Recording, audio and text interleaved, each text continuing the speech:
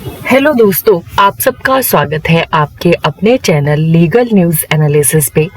जैसा कि दोस्तों हम अपने इस चैनल पे कुछ एक इम्पॉर्टेंट नेशनल एवं इंटरनेशनल न्यूज़ कवर करते हैं और उनका लीगल पर्सपेक्टिव आप सबसे शेयर करते हैं। तो दोस्तों, जो भी लोग मेरा चैनल देख रहे हैं प्लीज़ इसे सब्सक्राइब करें और बेल आइकन को प्रेस करें ताकि आपको जो है वो फर्दर न्यूज़ की नोटिफिकेशन टाइम टू टाइम मिलती रहे। तो आज की जो न्यूज़ मैंने कवर की है वो सर्वोच्च न्यायालय का एक इम्पॉर्टेंट डिसीजन, जिसमें जो राफेल सौदे को लेके जो पुनर्याचिकाएं दायर की गई थी उन्हें सर्वोच्च न्यायालय द्वारा जो है वो रद्द कर दिया गया है। दोस्तों, जो राफेल सौदा है वो सोमवार को देश की सर्वोच्च अदालत में एक बार फिर से पहुंचा था। सुप्रीम कोर्ट में राफेल सौदे में हुई गड़बड़ी की दोबारा नई तरीके से सुनवाई की मांग वाली याचिकाएं जो है वो दाखिल की गई थी। सुप्रीम कोर्ट ने इस मामले में बड़ा फैसला लेते हुए राफेल मामले में जो दोबारा जांच कराने वाली याचिकाएं थी उन सबको जो है वो रद्द कर दिया है। तो दोस्तों, आज मैं आपको डिटेल में बताऊंगी कि क्या है राफेल विवाद। सबसे पहले सुप्रीम कोर्ट में इस विवाद के खिलाफ कब कब जो है वो याचिकाएं दायर की गई और सुप्रीम कोर्ट ने इन याचिकाओं पे जो है वो क्या डिसीजन दिए, इन सब के बारे में आज मैं आपको डिटेल में बताऊंगी। दोस्तों, राफेल सौदे को लेके जो दोबारा सुनवाई की मांग वाली याचिका जो है वो सुप्रीम कोर्ट के एक सीनियर लॉयर ML शर्मा द्वारा जो है वो दाखिल की गई थी। इस याचिका का आधार जो है वो ML शर्मा द्वारा ये बनाया गया था कि फ्रांस की एक न्यूज वेबसाइट पे एक न्यूज पब्लिश हुई है और उस न्यूज में एक रिपोर्ट जारी की गई है कि डीअसॉल्ट एविएशन द्वारा भारतीय बिचौलियों को जो है वो रिश्वत दी गई है।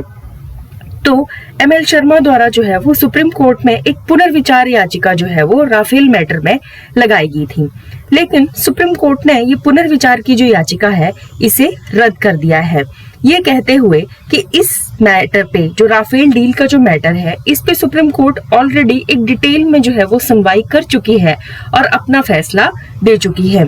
इसके साथ साथ और सरकार को जो है वो क्लीन चिट राफेल मैटर के बारे में सुप्रीम कोर्ट ऑलरेडी दे चुकी है। तो अब सुनवाई का कोई भी पर्याप्त जो आधार है वो नहीं बनता है।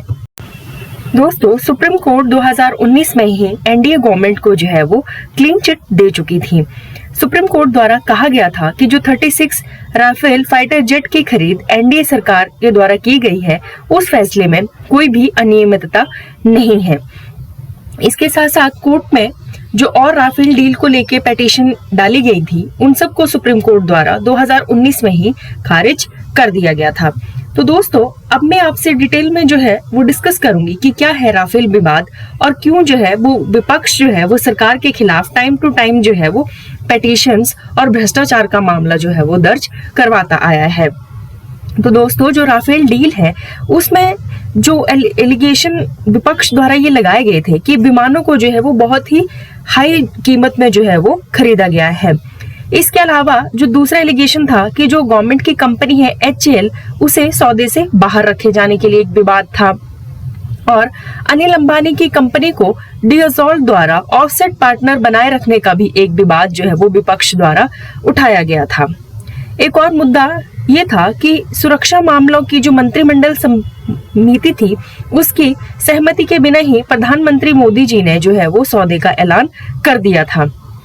विपक्ष जो है वो NDA गवर्नमेंट पे काफी हमलावर था। कांग्रेस का कहना था कि गवर्नमेंट ने फाइटर जेट को 1670 करोड़ रुपए में खरीदा है, जबकि यूपीए सरकार ने जो प्रति विमान 526 करोड़ रुपए की कीमत जो है वो उस समय तय की थी। पार्टी ने गवर्नमेंट से जो है वो जवाब मांगा था कि क्यों जो है वो एरोस्पेस जो कि गवर्नमेंट की कंपनी है उसे सौदे से बाहर किया था। तो दोस्तों, इसके चलते 2018 में एक रिट जो है वो फाइल की थी कि जो राफेल मैटर है उसमें जो है वो करप्शन हुआ है, बट दिसंबर 2018 में सुप्रीम कोर्ट ने इस रिट को जो है वो खारिज कर दिया था। उसके बाद नवंबर 2019 में सुप्रीम कोर्ट ने जो 14 दिसंबर 2018 के खिलाफ दायर की गई एक पुनर्विचार याचिका को जो है वो दोबारा से खारिज कर दिया था, जिसमें फ्रांसीसी की कंपनी डीअसॉल्ट एविएशन से भारत सरकार द्वारा जो 36 राफेल जेट को खरीद के सौदे में जो है वो भ्रष्टाचार का जो है वो आरोप सरकार के खिलाफ लगाया गया था। इसमें 3 जजेस की जो बेंच थी उसने अपना फैसला सुनाते हुए ये कहा था कि जो लड़ाकू विमानों की खरीद की प्रक्रिया है, सुप्रीम कोर्ट जो है वो उसमें अपना हस्तक्षेप नहीं करेगी। इसके साथ साथ दोस्तों, जो कीमतों को लेके तुलना थी कि दोनों गवर्नमेंट की जो कीमतें थी वो अलग अलग थी, इस मैटर में भी सुप्रीम कोर्ट ने हस्तक्षेप करने से मना कर दिया था।